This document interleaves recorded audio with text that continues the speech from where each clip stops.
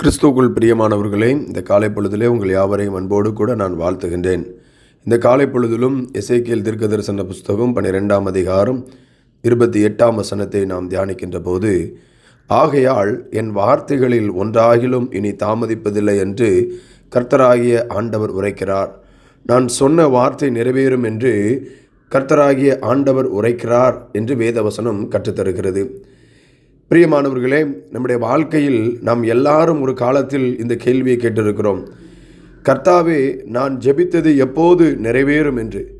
பல ஆண்டுகளாக ஜெபித்தும் பதில் இல்லாதது போல தோன்றலாம். கண்ணீர் சிந்தியும் மாற்றம் இல்லாதது போல தோன்றலாம். ஆனால் இந்த காலை பொழுதிலே ஆண்டவர் உங்களோடு கூட பேசுகிறார். என் வார்த்தைகளில் ஒன்றாகிலும் இனி தாமதிப்பதில்லை. இந்த வசனம் பாபிலோன் சிறையிருப்பது முன்பாக தீர்க்க தரிசனங்கள் நிறைவேற இன்னும் காலம் இருக்கிறது என்று எண்ணிய மக்களுக்கு ஆண்டவர் கூறிய எச்சரிக்கையாகும்.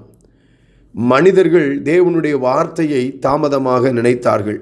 ஆனால் தேவன், நான் பேசின வார்த்தை நிச்சயமாக நிறைவேறும் என்று அறிவித்தார். முதலாவதாக, தேவனுடைய வாக்குறுதி அது காலாவதி ஆகாது. there is no expiry date.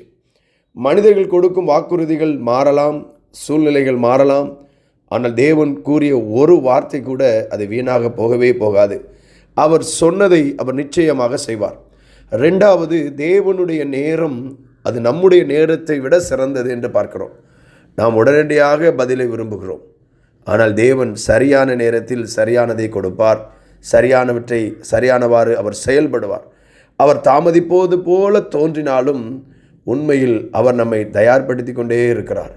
தேவனுடைய கடிகாரம் ஒருபோதும் தவறாக இயங்கவே இயங்காது. மூன்றாவதாக, தேவனுடைய வார்த்தை நிறைவேறாமல் திரும்பவே திரும்பாது. இன்று உங்கள் வாழ்க்கைக்காக தேவன் அளித்த வாக்குத்தத்தத்தை நினைவு கூர்ந்து பாருங்கள்.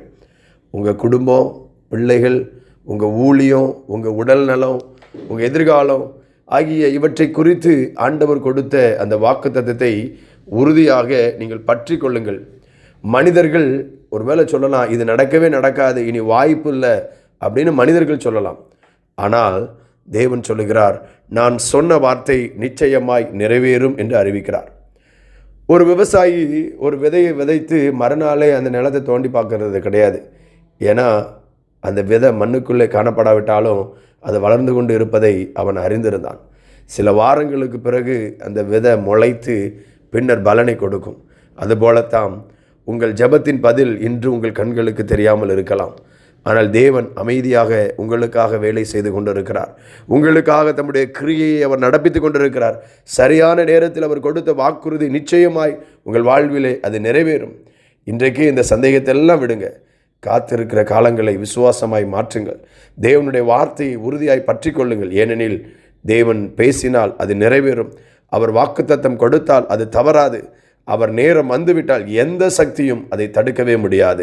அன்பின் பரலோக பிதாவே, உமது வார்த்தை ஒருபோதும் பொய்யாகாது என்பதை நாங்கள் விசுவாசிக்கிறோம். தாமதமாக தோன்றும் நேரங்களிலும் உம்மை நம்புகிற இருதயத்தை எங்களுக்கு தாரும். உமது வாக்குறுதியை உறுதியாய் பற்றி கொண்டு உமக்குள் பயந்து வாழ, உம்முடைய பிள்ளைகளாய் வாழ கிருபை செய்யும். எங்கள் வாழ்க்கையில் நீர் சொன்ன ஒவ்வொரு நற்செய்தியும் உமது நேரத்தில் நிறைவேறுவதாக இயேசு கிறிஸ்துவின் இன்ப நாமத்தில் ஜெபிக்கின்றோம் நல்ல பிதாவே. ஆமேன், ஆமேன். பிரியமானவர்களே, தேவனுடைய வாக்குறுதிக்கு தாமதம் இருக்கலாம், ஆனால் தவறுதல் ஒருபோதும் இல்லை. அவர் சொன்ன வார்த்தை நிச்சயமாக நிறைவேறும். கர்த்தர் உங்களை ஆசீர்வதிப்பாராக. ஆமேன்.